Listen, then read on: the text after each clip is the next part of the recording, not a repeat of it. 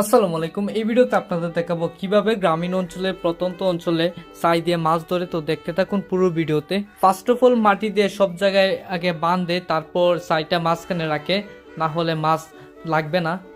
তো এখন ছাই তোলার সময় হয়ে গেছে, তো দেখি কি মাছ হয়। এটা হচ্ছে ছোট ছাই, তাই এত বেশি মাছ হবে না। যদি বড় ছাই হতো তাহলে বেশি মাছ লাগতো। তো দেখা যাক কি মাছ হয়। মাশাল্লাহ খুবই সুন্দর লাগতেছে মাছগুলো, পুরা অপরূপ দৃশ্য। মাশাল্লাহ কত সুন্দর লাগতেছে।